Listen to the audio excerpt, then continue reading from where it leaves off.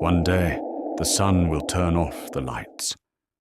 Not with fire, not with heat, with a storm you can't see, until everything goes dark. It's happened before, more than once. And the only reason the world survived is that modern life didn't exist yet. In 1859, people looked up, and the sky didn't make sense. Auroras lit up the night in places that never see them. Some could read newspapers by the glow. Others thought the world was on fire. But the weirdest part wasn't the sky. It was what happened on the ground. Telegraph lines started sparking. Operators got shocked. Paper caught fire in telegraph offices. Some machines kept sending messages even after being unplugged, as if the earth itself had become the power source. And the man who first saw it coming was an astronomer named Richard Carrington. He watched the sun flare, and less than a day later, the world lit up. So what was it? The sun didn't just shine that day. It threw a piece of itself into space, a massive cloud of charged particles, moving fast enough to cross the distance to Earth in under 24 hours. When it hit, it didn't punch through the atmosphere. It hit something we never think about, Earth's magnetic field. And that impact made the whole planet vibrate like a struck bell. That vibration turned into electricity. Not the normal kind. Wild, chaotic currents pushed through the ground and into anything long enough to act like an antenna. Telegraph wires. And today, power lines. Modern civilization would be a perfect target. And here's the part that matters. In 1859, the world didn't have satellites. It didn't have power grids. It didn't have the internet. It had telegraph wires, and even that was enough to start fires and shock people at their desks. So imagine the same storm today. A planet wrapped in cables, cities running on invisible current, everything connected. Not just the lights, the clocks, the payment systems, the navigation. Your phone wouldn't die. It would become optimistic plastic. And the scariest part is, the sun wouldn't need to hit us. It would only need to shake us. So picture this. You wake up on a normal morning.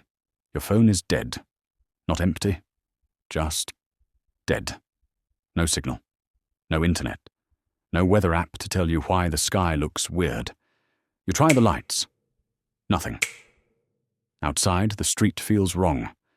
Traffic lights are dark. Stores won't open. And everyone is doing the same thing. Standing still, staring at their screens, like prayer might bring the signal back.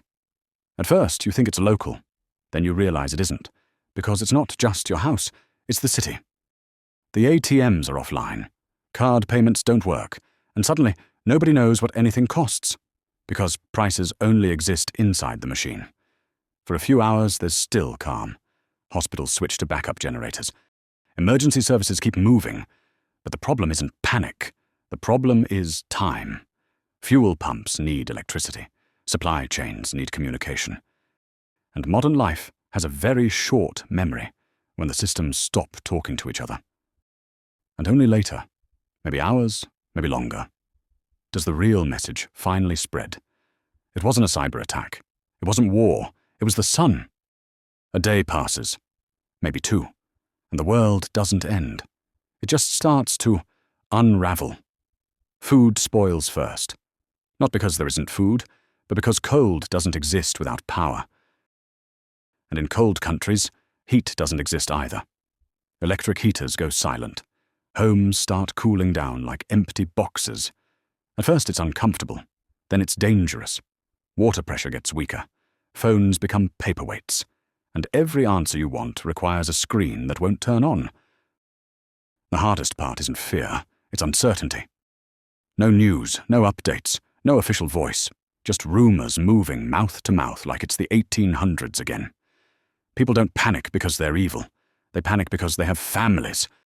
And once the shelves are empty, and nobody knows when help is coming, order becomes something you negotiate, not something you assume. And all of it because the sun threw a storm at Earth, and we built a world that can't breathe without electricity. The scary part is, this isn't science fiction. Solar storms happen. They always have.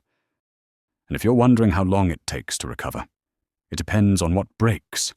Some places could be back in hours, others days, weeks. And if critical parts of the grid are damaged, months isn't an overreaction, because the biggest pieces aren't software, they're hardware, heavy, rare, and slow to replace. We watch the sun now. We can get warnings, sometimes hours, sometimes a day. Enough time to prepare a little, but not enough to protect everything, because you don't fix a planet-wide power problem with a checklist.